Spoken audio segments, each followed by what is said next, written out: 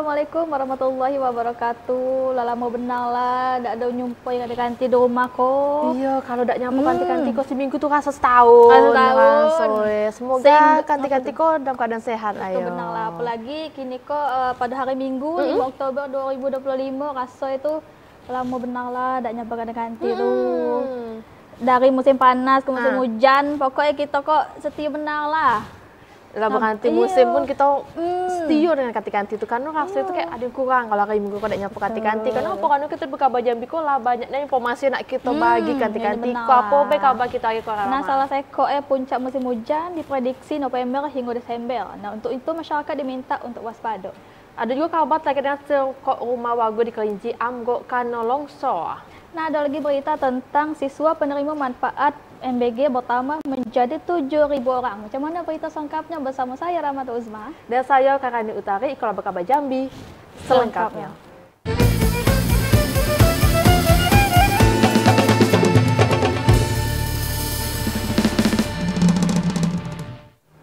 Nah, kanti ngawali berita kita pada siang iko, ada BMKG memperkirakan puncak musim hujan tahun 2025 iko bakal terjadi pada bulan November hingga Desember 2025. Nah, untuk itu masyarakat diminta untuk waspada terhadap potensi bencana hidrometeorologi terutama banjir dan longsor. Badan Meteorologi, Klimatologi, Geofisika BMKG Jambi ngeprediksi puncak musim hujan tahun 2025 bakal terjadi pada November sampai Desember.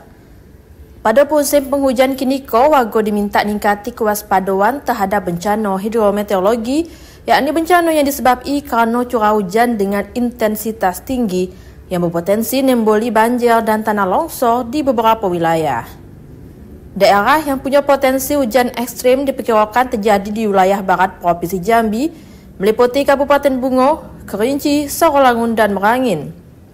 Diharapi warga selalu waspada dan ningkati kesiapsiagaan menghadapi kemungkinan terjadinya bencana hidrometeorologi khususnya pada wilayah rawan hujan ekstrim. Kami himbau kepada masyarakat agar selalu waspada karena potensi hujan dapat terjadi hingga lebat, dan juga kami himbau agar masyarakat selalu update informasi cuaca khususnya dari BMKG Jambi melalui kanal resmi BMKG ada di YouTube, Instagram, dan juga aplikasi Info BMKG. Diperkirakan intensitas curah hujan bakal menurun pada Januari dan Februari dan diprediksi meningkat lagi pada Maret sampai April 2026. Warga diharapi aktif mengikuti pembaruan informasi cuaca baik lewat media sosial maupun aplikasi Info BMKG. Dengan macam tu, potensi bencana bisa diantisipasi sejak dini sehingga dampak yang ditimbuli bisa diminimalisasi. Cynthia Aryo, TVRI Jambi melaporkan. Nah, memang kanti-kanti dan juga Rahma di masa pemulihan dari musim kemarau ke musim hujan, kok memang rentan terjadi bencana hidrometeorologi. Dan juga kanti-kanti BMKG juga selalu gimbau warga untuk waspada terhadap hujan disertai dengan petir dan juga angin kencang. Petugas Badan Meteorologi, Klimatologi, dan Geofisika Provinsi Jambi memprediksi pada saat itu Provinsi Jambi memasuki peralihan musim kemarau ke musim penghujan. Akibat hal tersebut, sejumlah kabupaten kota diprediksi akan dilanda hujan dengan intensitas sedang hingga lebat disertai petir dan angin kencang.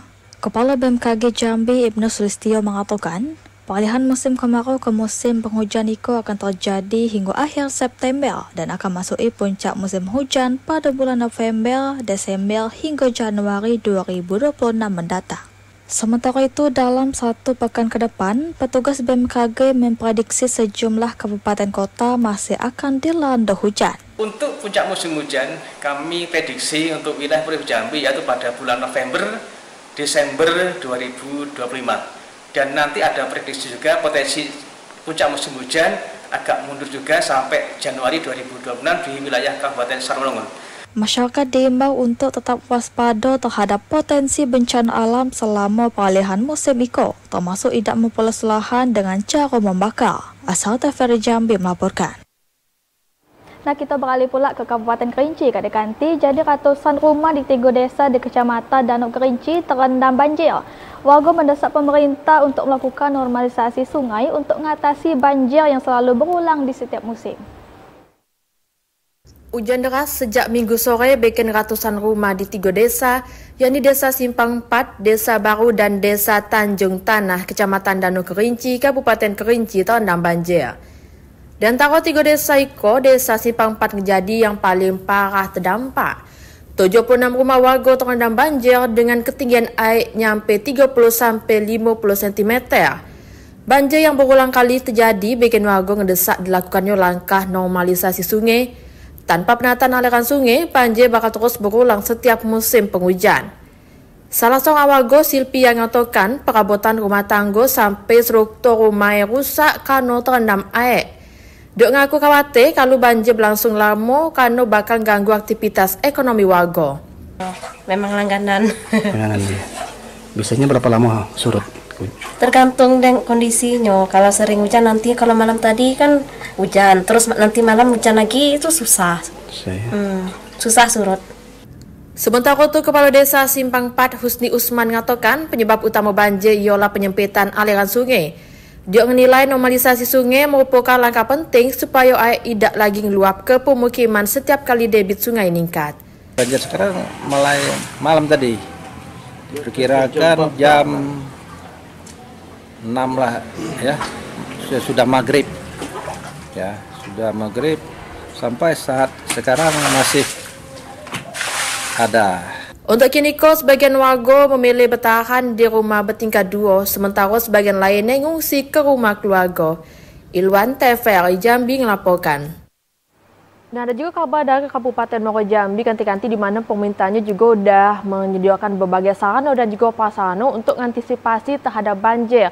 Macam adanya dapur umum, lalu juga ada perahu dan juga tenda pengungsian. Nah, macam mana kabar selengkapnya? Yuk kita tonton bersama.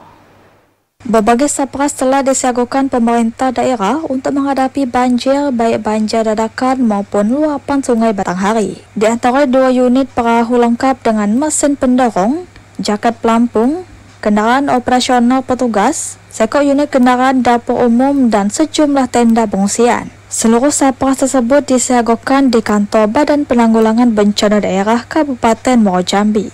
Pelaksana Bidang Kedaruratan dan Logistik Anari Hasiholan Sitorus mengatakan, meski belum ada laporan terjadi banjir selama musim hujan, namun personel BPBD tetap siaga di posko utama di Kecamatan Sekernan. Masyarakat juga diminta waspada dan mengantisipasi potensi bencana agar dapat meminimalisir korban jiwa maupun kerugian material. Kami menembakkan setiap harinya secara bergantian sekitar 15 orang kami siapkan personil secara bergantian dengan total keseluruhan hampir 86 personil ada di BPBD, namun setiap harinya bergantian ada 20 personil yang ada standby. Seluruh sapras yang disiagakan siap digerakkan untuk penanggulangan bencana terutama di wilayah rawan banjir seperti Kecamatan Kumpe Ulu, Kumpe Ilir, Tamnak Rajo dan Muaro Sebo. Azam Afnan TVRI Jambi melaporkan. Berita selanjutnya kanti-kanti sekok rumah warga di Kecamatan Siulak, Kabupaten Kerinci ambruk akibat longsor. Tidak ada korban jiwa namun kerugian ditaksir mencapai puluhan juta rupiah. Sikap rumah warga di Desa Totong Bongkok, Kecamatan Siulak, Kabupaten Kerinci nyaris roboh karena bencana longsor. Sebagian bangunan rumah lah ambruk ke sungai sedalam 5 meter. Rumah semi permanen yang dihuni sama 2 kepala keluarga dengan 7 orang iko, kondisinya sudah tak bisa ditempati karena separuh lantai ambruk. Tak ada korban jiwa dalam peristiwa itu, tapi kerugian material ditaksir nyampe puluhan juta rupiah.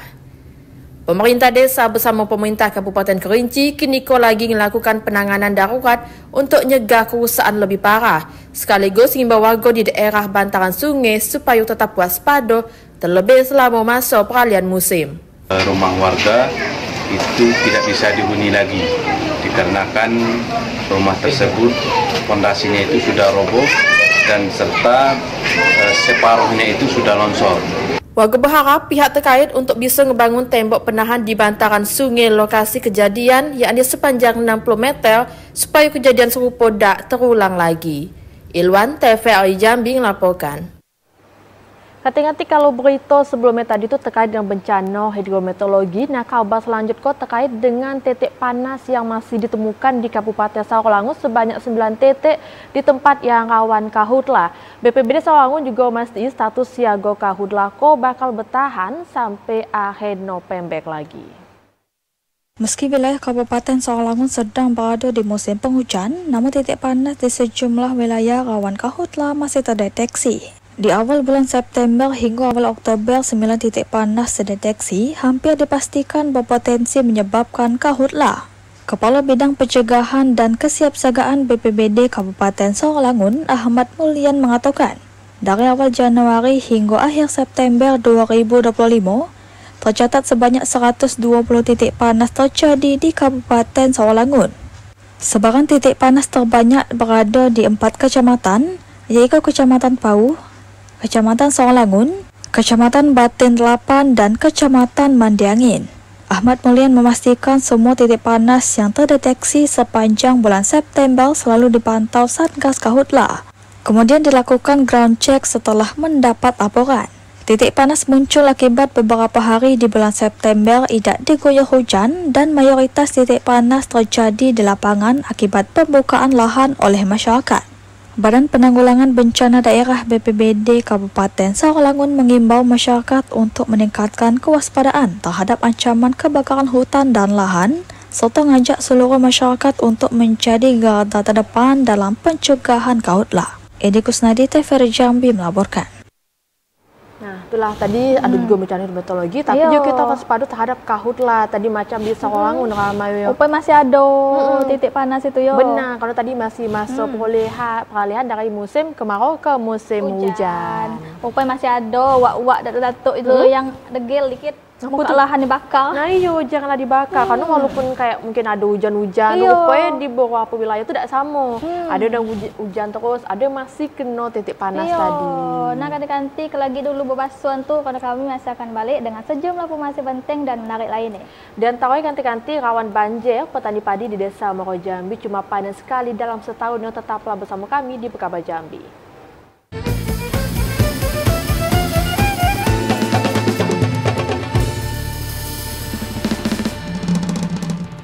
Terima kasih kanti-kanti kalau masih setia atau tunggu depan TV untuk menyaksikan kami di Pekabar Jambi. Nah, saya nak nanya dulu ke Rani. Betul. Tadi itu makan lo apa? Lah, lupa makan. Belum. Oh, belum makan. Nak aja sih makan balik kok. Oh, saya ada cerita tadi itu saya tuh lah makan. Cuma tuh rasa ada kurang enak saya. Apa? Tak ada bercabai. Lah ngapo dak bercabai? Nah, itulah tuh mak saya kok mengutuk kok karena harga cabai kok ada berita tentang cabai. Jadi kok cuaca tak menentu jadi kendala bagi petani cabai di Kota Jambi. Nah, tanaman cabai yang baru ditanam kok lebih rentan mati karena terik matahari maupun hujan lebat. Macam kola kondisi lahan pertanian di Kelurahan Mayang Magung, Kecamatan Alam Barajo, Kota Jambi. Petani ngeluh musim tanam cabai terganggu karena cuaca yang tak nentu atau cuaca ekstrim. Salah seorang petani cabai, Ferry, mengatakan dari luas 3 hektar lahan yang ditanami cabai, sekitar 10% diantaranya mati. Cabai yang baru ditanam rentan yang mati karena suhu panas maupun hujan deras. Dalam beberapa hari terakhir, hujan lebat disertai angin kencang juga bikin batang cabai patah dan gagal tumbuh. Petani khawatir kalau kondisi keberlanjut produksi cabai bakal menurun drastis. Kendala saat ini kendala cuaca yang panasnya cukup ekstrim, Bang. Jadi beberapa bibit kami puluhan, mungkin maksimal 200 itu ada mati satu lahan per orang. Untuk nyelamati tanaman, petani harus ngasih perawatan ekstra, mulai dari penyemprotan, pemupukan sampai mengatasi serangan hama yang mudah muncul pas musim hujan. Joko, TVRI Jambi melaporkan.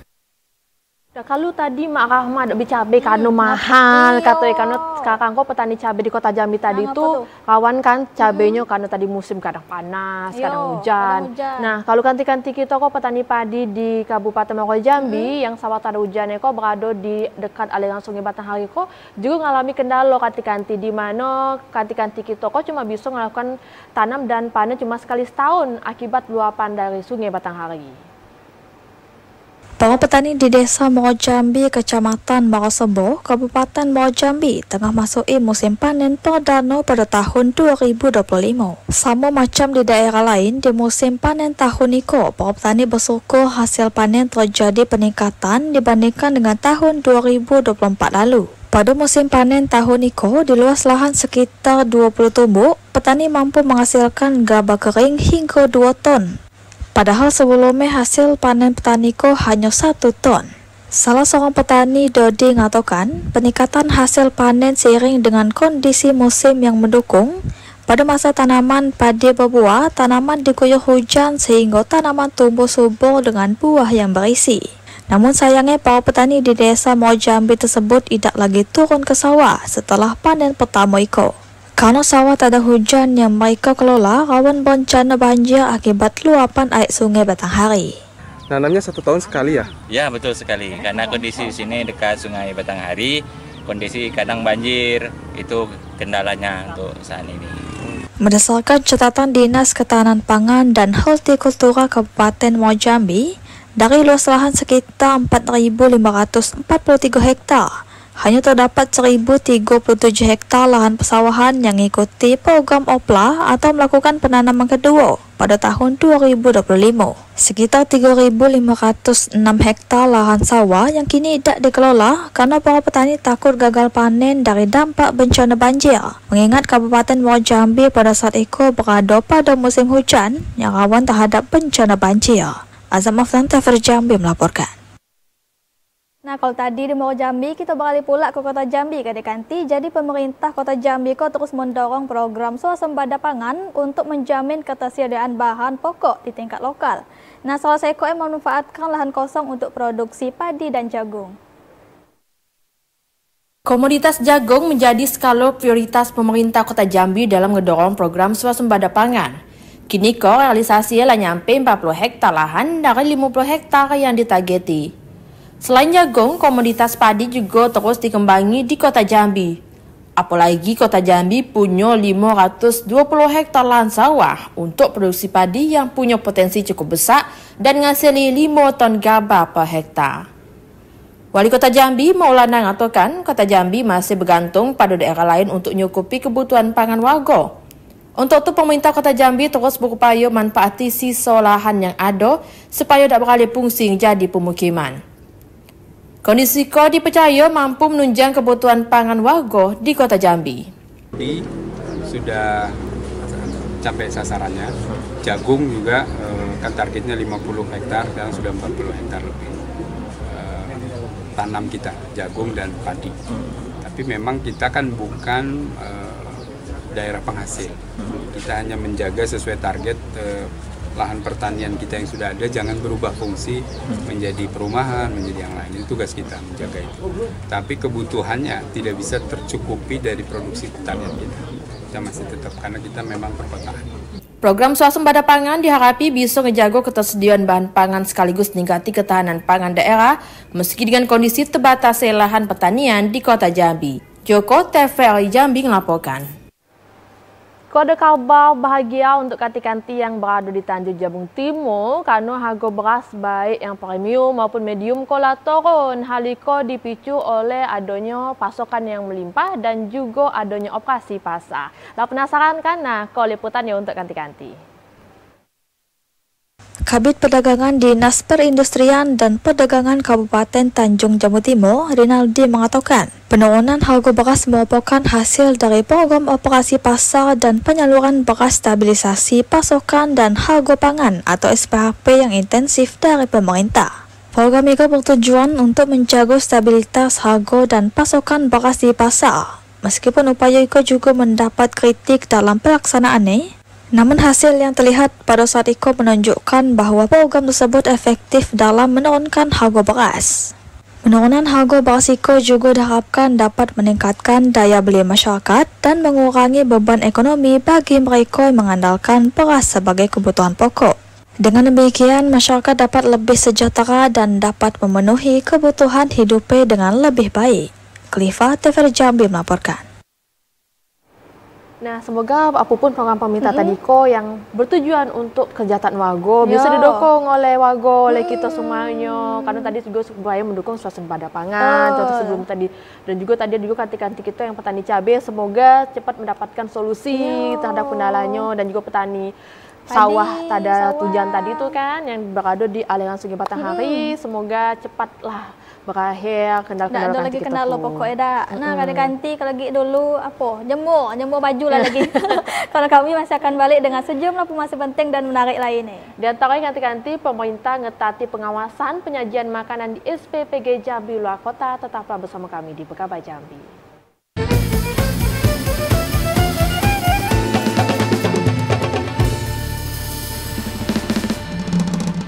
Nah, makasih benar lah wak-wak datuk-datuk nyai-nyai kadang-kadang tiga galoi lah karena masih setia untuk nonton kami kalau lagi berdua tentu di Bekaba Jambi. Nah, kita beralih ke berita selanjutnya. Kadang-kadang pemerintah Kabupaten Muaro Jambi mengevaluasi SPPG yang lolos dapur MBG.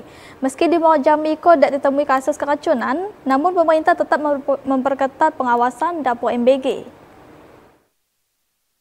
Salah satu lokasi yang dilakukan pengawasan ketat yakni di Satuan Pelayanan Pemenuhan Gizi SPPG di Desa Rengas Bandung, Kecamatan Jambi Luar Kota, Kabupaten Muaro Jambi. Sekretaris Daerah Muaro Jambi Budi Hartono mastii keamanan makanan yang dikasih kepada siswa. Meski tidak ada kejadian luar biasa di Muaro Jambi, tapi pemerintah tetap ngetati pengawasan penyajian makanan bergizi gratis program pemerintah pusat tersebut. Dalam peninjauan pada Selasa pagi, Sekda ngingati para pekerja yang nyaji makanan supaya dilakukan pemeriksaan kesehatan secara berkala dan mastii limbah dapur MBG tak nyemari lingkungan. Sekda Budi Hartono juga berpesan proses masak tak dilakukan sore atau malam hari, melainkan pagi hari supaya makanan tetap segar. Dengan langkah antisipasi, diharapkan persoalan bisa dihindari dan kualitas makanan yang dikasih tetap terjaga sesuai ketentuan. Untuk antisipasi kejadian-kejadian yang tidak diinginkan, kemudian juga kami melakukan evaluasi terhadap apa yang sudah dilakukan dan memberikan saran untuk perbaikan-perbaikan ke depan. Atas evaluasi yang dilakukan pemerintah daerah, Kepala SPPG Desa Rengas Bandung, Kecamatan Jambi Luar Kota, Fajar Ahmad Hidayat nyatakan semua catatan bakal ditinjak lanjuti, terutama pemeriksaan kesehatan bagi pekerja. Sejauh itu, proses kegiatan MBG di SPPG Rengas Bandung berjalan lancar dan pendistribusian makanan sesuai dengan jadwal yang ditentui. Kita dapat juga catatan untuk karyawan kita tetap pemeriksaan berkala untuk selanjutnya karena itu sangat ditekankan untuk kesehatan karyawan kita juga, dan untuk menu kita banyak sekali masukan. Alhamdulillah, semoga kita bisa menerapkan sesuai dengan permintaan dari pemerintah pusat. Satuan Pelayanan Pemenuhan Gizi di Kecamatan Jambi Luar Kota kini melayani 27 sekolah, mulai dari taman kanak-kanak sampai sekolah menengah atas, dengan jumlah siswa penerima manfaat sebanyak 3.784 orang. Azam Afnan, TVRI Jambi melaporkan. Ketika program MBG selain ngasih makan siang gratis untuk budak sekolah, tapi juga gizinya itu juga diperhatikan sesuai dengan kebutuhan budak sekolah tuh. Nah, untuk itu Gubernur juga mastii kepada pihak yang terlibat dalam SPPG untuk bekerja dengan tanggung jawab dan juga mastii kalau MBG juga aman dan layak dikonsumsi sama penerima manfaat.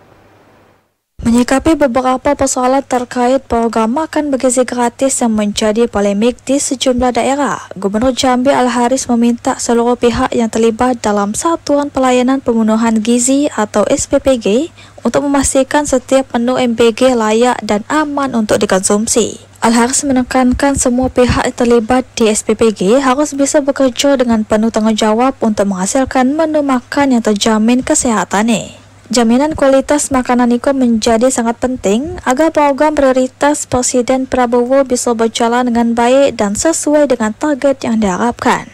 Gubernur Al-Haris juga mendorong pemilik, kepala hingga juru masak SPPG untuk bekerja dengan sungguh-sungguh agar setiap makan yang diberikan kepada penerima manfaat sesuai dengan standar. Pelatihan serta aturan yang telah ditetapkan dari pemerintah pusat harus menjadi pedoman dasar penyelenggaraan SPPG di daerah. Gubernur Jambi Al-Haris meyakini jika seluruh pihak yang terlibat pada SPPG bisa bekerja dengan penuh dedikasi dan sesuai dengan regulasi akan mampu meminimalisir potensi kejadian-kejadian negatif pelaksanaan program MBG. Nah, pesan kami tentunya semua pihak daripada pemilik SPPG, kepalanya, semualah juru masak semua ingat bahwa anggap ini yang kita masak ini untuk makan anak-anak kita. Di dalamnya harus ada tanggung jawab untuk mereka. Total sudah ada 40 SPPG yang telah beroperasi di Provinsi Jambi dan tersebar di sejumlah kabupaten kota. Randy Arta, TVRI Jambi melaporkan.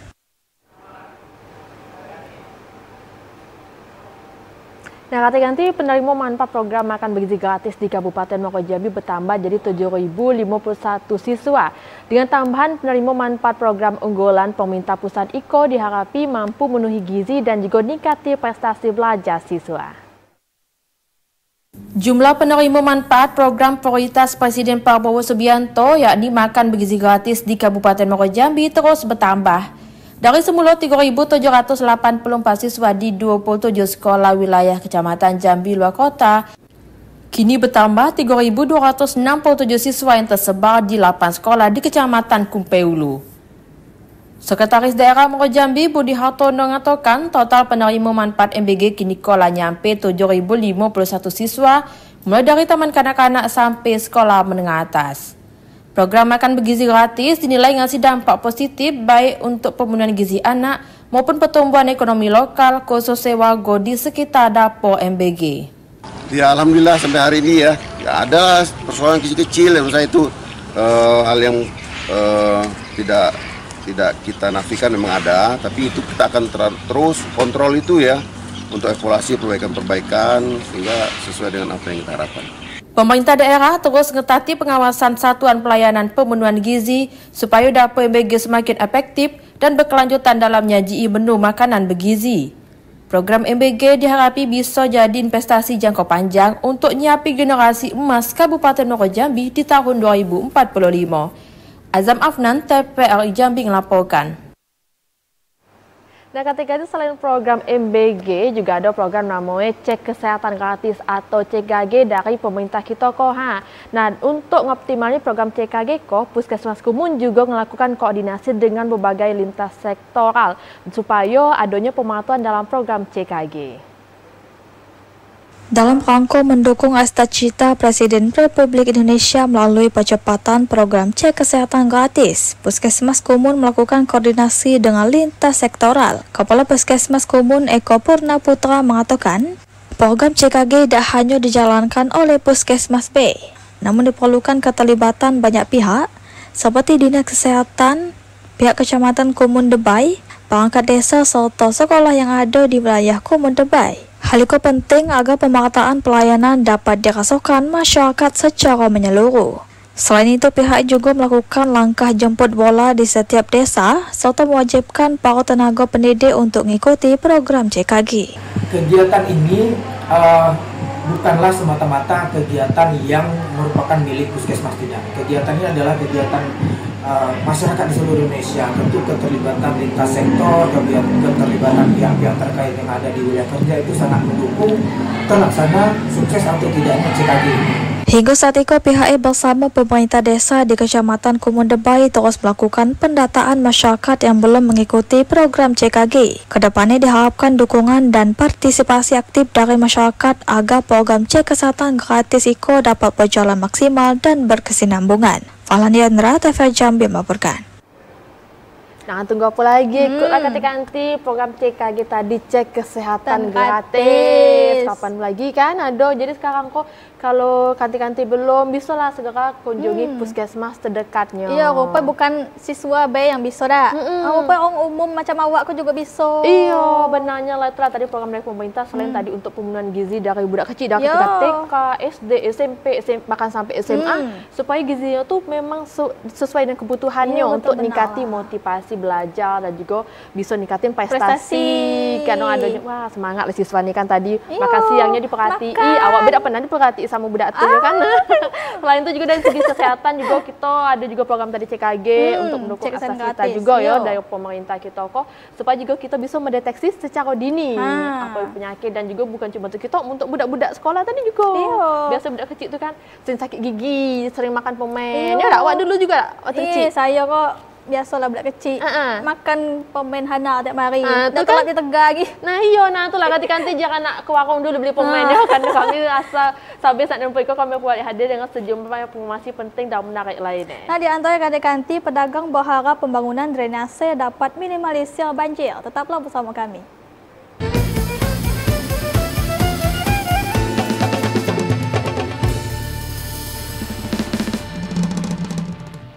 Makasih Belambun pada kanti-kanti pada di rumah ko karena masih setia tertonggok depan TV untuk menyaksikan kami berdua ko di Bekabah Jambi. Nah memang di Provinsi Jambi ko lagi dilanda peralihan musim dari musim kemarau dan hujan sehingga terjadi banyak banjir di mana-mana kan. Iya nyelala hujan dikit kok cepatnya. Saya pun kalau misalnya habis banjir kok bingung nak jalan mana. Kadang jalan yang saya lewati itu ya kalau habis banjir tuh tergenang air tinggi, nah terpaksa mutar lagi. Jadi kadang tuh nunggu sejam, jadi baru nak balik. Itu daripada saya macet, mutar lagi semua dan tidak capek di jalan tuh.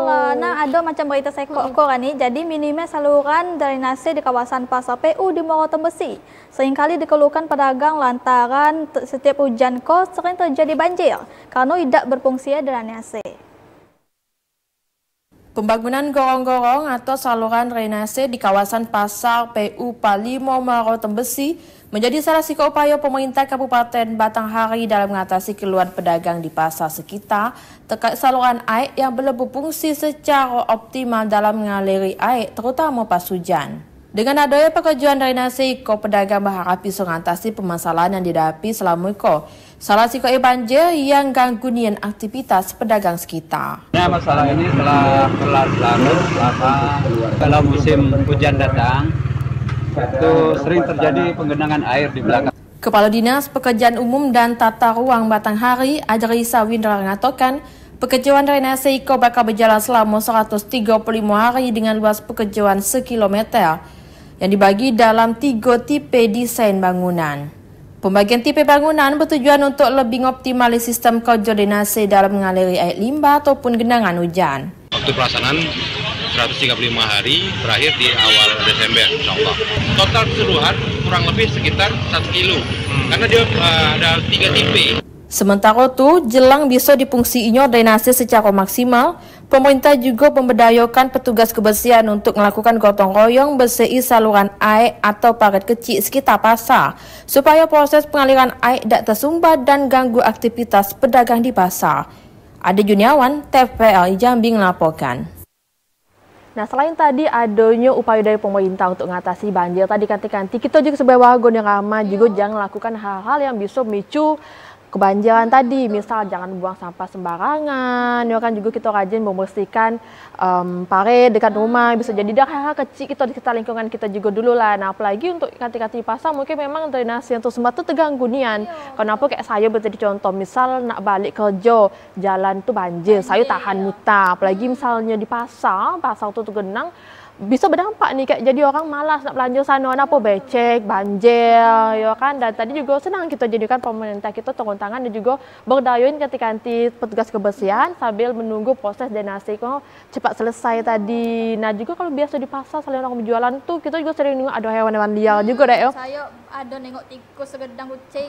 Tikus sedang kucing, terus banyak memang hewan liar. Nah ngomong-ngomong tentang hewan liar nih, ramah juga kanti-kanti, kita juga harus waspada terhadap hewan liar. Bukan berarti kita tidak boleh mencintai hewan, tapi waspada kenapa? Karena hewan liar aku juga seringnya terinfeksi virus rabies. Kan kalau lagi, bisa kan hewan liar tuh kadang ada yang apa namanya itu sangat suka gigit-gigit. Nah tuh hati-hati kanti-kanti. Kenapa? Kalau rabies kok tingkat risiko kematian itu cukup tinggi juga. Macam di Kabupaten Muara Jambi kok udah ada kasusnya sebanyak 86 kasus terinfeksi virus rabies. Nah supaya kanti-kanti tidak penasaran, ke liputan untuk kanti-kanti. Selain serangan demam berdarah, denggi dan infeksi saluran pernapasan akut, Masyarakat juga diminta untuk mewaspadai kasus rabies yang ditularkan dari hewan peliharaan seperti kucing, anjing, dan monyet. Dari catatan Dinas Kesehatan selama periode Januari hingga September 2025, di Kabupaten Muaro Jambi ditemukan 86 kasus gigitan hewan penular rabies.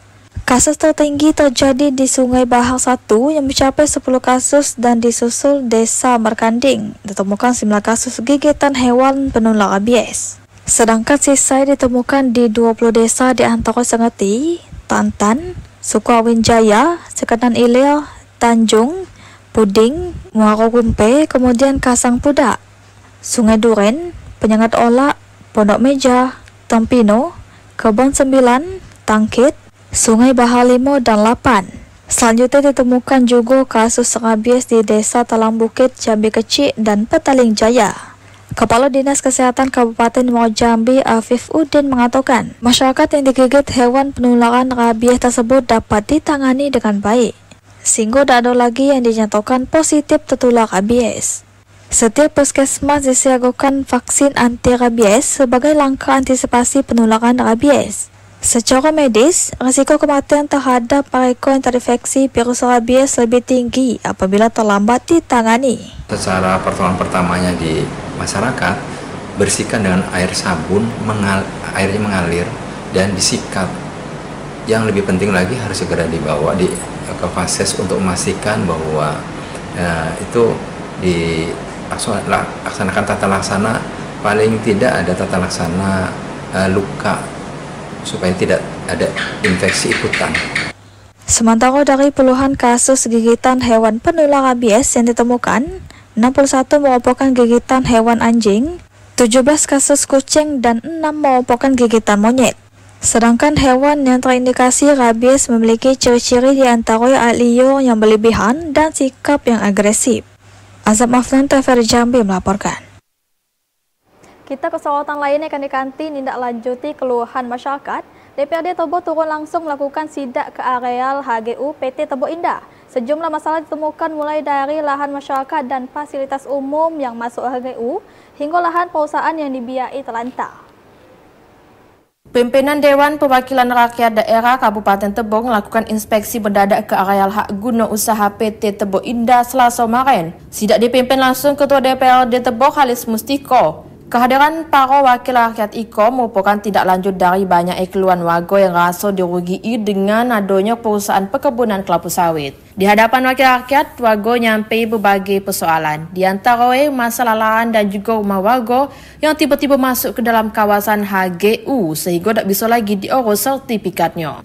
Tak cuma itu, sejumlah fasilitas umum macam masjid dan pesantren juga terdampak yang sebagian masuk dalam kawasan HGU dan sebagian lagi berada di luar. Berdasarkan hasil sidak yang dilakukan, selain persoalan lahan yang ditemui terlantar, DPRD juga demi adanya aktivitas tambang ilegal di dalam area HGU hingga menyebabkan kondisi lahan rusak. Menanggapi hal itu, Ketua DPRD Tebo Halis Mustiko negasi kalau sidak yang dilakukan IKO merupakan bentuk tanggungjawab DPRD dalam mengawal aspirasi warga. DPRD bakal segera manggil pihak-pihak terkait untuk dimintai keterangan, sekaligus menjadwali rapat dengar pendapat supaya persoalan ini bisa ditindaklanjuti dengan serius.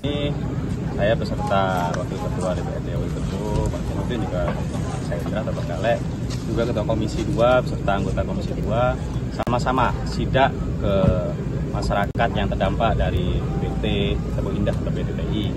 Sama-sama kita lihat bahwa kondisi memang ya memprihatinkan, kita lihat ya, dan hasil dari sidak ini akan kita bawa untuk rapat bersama dengan pimpinan Komisi 2 dan OPD-OPD terkait. Pada sidak IKO, Ketua DPRD Halis Mustiko juga didampingi Wakil Ketua 1 Ihsanuddin, Wakil Ketua 2 Sahendra, dan Ketua serta anggota Komisi 2 DPRD Tebo.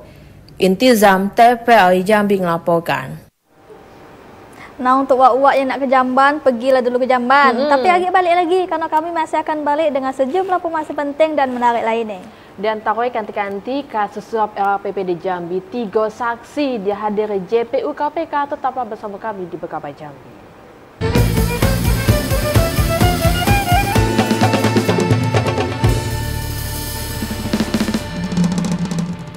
Makasih Belambon, ganti-ganti masih nonton kami di Bekaba Jambi. Nah, kabar selanjutnya kami nak ngasih terkait dengan dugaan korupsi ganti-ganti di mana sidang lanjutan kasus dugaan korupsi suap pengesahan RAPBD Jambi tahun anggaran 2017 digelar lagi pada Selasa kemarin. Pada sidang itu, jaksa penuntut umum menghadiri 3 orang saksi untuk dimintai keterangannya. Nah, berikut liputannya untuk ganti-ganti. Sidang lanjutan kasus dugaan korupsi suap pengesahan RAPBD Jambi tahun anggaran 2017 balik dipersidangkan di Pengadilan Negeri Jambi pada Selasa sore. Pada persidangan Niko, jaksa penuntut umum KPK menghadirkan 3 orang saksi masing-masing Andi Putrawijaya, Kendri Aryon selaku pihak swasta dan Afif Firmansyah yang disebut sebagai orang kepercayaan mantan Gubernur Jambi Zumi Zola. Mereka dimintai keterangan terkait aliran dana suap RAPBD Jambi kepada sejumlah mantan anggota DPRD Jambi pada tahun 2017, termasuk kaitannya dengan terdakwa Sulianti. Hari ini kami menghadirkan beberapa orang saksi, tetapi yang bisa hadir sampai sore hari ini ada 3 orang, yaitu Afif Firmansyah, kemudian Kendri Aryon, dan Pak Andi Putrawijaya. Dalam dakwaannya, JPU KPK menjerat terdakwa Sulianti dengan pasal 12 huruf A Undang-Undang Nomor 31 Tahun 1999 tentang pemberantasan tindak pidana korupsi junto pasal 55 ayat 1 ke 1 KUHP atau kedua pasal 11 Undang-Undang Tipikor junto pasal 55 ayat 1 ke 1 KUHP.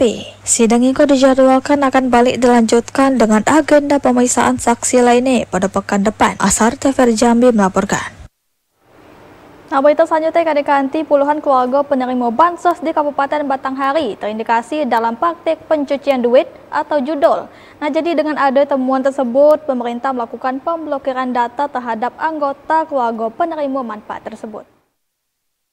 Pemerintah pusat kini terus melakukan verifikasi lebih lanjut untuk penerima bantuan sosial di setiap daerah. Bahkan dari data yang diterima sama pemerintah Kabupaten Batanghari, ada 43 data keluarga penerima manfaat KPM yang dikeluari atau diblokir karena terlibat praktik pencucian duit judol. Kepala Bidang Perlindungan Sosial Dinas Sosial Kabupaten Batanghari Soleh mengatakan, puluhan data KPM IKO diperoleh dari penyesuaian antara data bansos dengan data pusat pelaporan dan analisis transaksi keuangan PPATK. Kini pemerintah masih melakukan verifikasi terhadap data yang diterima. Sementara itu, untuk mencegah kejadian tidak terus bertambah, kini pendamping sosial di setiap kecamatan terus melakukan sosialisasi kepada warga tentang bahaya praktik judol. Adi Juniawan, TVRI Jambi melaporkan. Nah, ganti Dinsos Kabupaten Tanjung Jabung Timur juga gencar melakukan deteksi terhadap data penerima bansos yang terindikasi judol dan juga pinjol. Warga yang bakal melakukan sanggahan harus melengkapi sejumlah persyaratan dengan dibantu pendamping PKH. Menyikapi kebijakan Kementerian Sosial RI terkait penghapusan penerima bantuan sosial yang terindikasi terlibat praktik judi online, Dinas Sosial mengakui terdapat sejumlah penerima bantuan sosial, program Keluarga Harapan atau PKH maupun bantuan sembako yang dicoret dari Kemensos RI. Total ada 200 lebih keluarga penerima manfaat atau KPM bantuan sosial di Kabupaten Tanjab Timur yang berdampak kebijakan IKO dan dinyatakan sudah tidak berhak menerima bantuan. Kabid Jaminan Sosial Dinas Sosial Kabupaten Tanjab Timur, Irpaidi mengatakan, penghentian bantuan tersebut dilakukan berdasarkan hasil verifikasi Kemensos bekerjasama dengan Pusat Pelaporan dan Analisis Transaksi Keuangan atau PPATK yang mendeteksi ada aktivitas judi online di rekening para penerima bantuan sosial.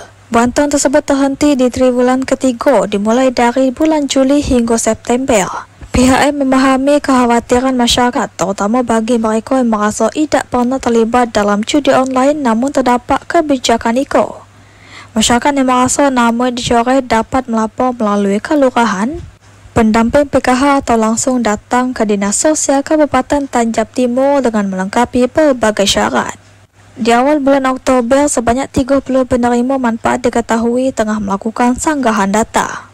Nah, itulah yang selalu dilakukan oleh teman-teman pendamping PKH di lapangan, karena memang sampai saat ini banyak juga yang melakukan usulan sanggah terkait apa dengan adanya penidaklayakan di aplikasi kami terhadap KPM yang tidak menggunakan bansos tersebut. Dinas Sosial berharap agar seluruh masyarakat menerima bansos dapat menggunakan bantuan sesuai dengan peruntukannya, seperti bantuan sembako untuk membeli bahan pangan pokok, sedangkan bantuan PKH digunakan untuk kebutuhan utama seperti pendidikan dan kesehatan anak serta kebutuhan pokok keluarga. Clifford TVRI Jambi melaporkan. Itulah, walaupun kita juga bukan penerima tadi bansos ataupun PKH, jangan juga lah kita main tadi apa judi online, terus pakai pinjol, karena banyak dampak negatifnya. Terlebih untuk ganti-ganti kita tadi penerima bansos, PKH, karena dana-dana itu untuk ganti-ganti beli beras untuk kebutuhan belajar juga. Iya, untuk pendidikan anak-anak itu gunanya. Kalau kita pakai untuk tadi pakai judul tuh, aduh jangan ganti-ganti itu di awal kita menangnya kaget lah, kita lah ada rasa apa namanya itu adiktif tuh bahasa itu kecanduan. Cok keren. Kecanduan tuh susah nak lepas tuh jadi rugi lah. Kita dapat bantuan karena terindikasi tadi rekening kita kok main judul, nah tidak dikasih lagi bantuan sama pemerintah. Iya, hilangnya dia. Dan juga mungkin untuk kanti-kanti yang data mungkin disalahgunakan sama oknum tertentu untuk main judul atau pinjol. Tadi katanya bisa melapor dengan didampingi petugas PKH. Dan juga kami kok ada terasa ya lah ngawani kanti-kanti kita kok selama sejam ramai. Kalau saya terasa sih. Oh terasa ya? Sengal dikit tinggal. Karena saya tadi kalau belum makan ya sabar lagi nak makan kita bercabai lagi kita berpuas lah. Belum nemu cabai dari pagi kan kayak kita beli makan cabai ya. Nah nanti juga siapa nak ikut kami makan payo kita makan sama-sama. Tapi bayar masing-masing. Nah demikianlah kabar Jambi hari ini kanti-kanti. Terima kasih Belambon atas perhatian dan kebersamaannya. Saya Karen Utari dan saya Rahmat Uzma bersama kabar kerja sedang bertugas pamit undur diri. Wassalamualaikum warahmatullahi wabarakatuh dan sampai jumpa.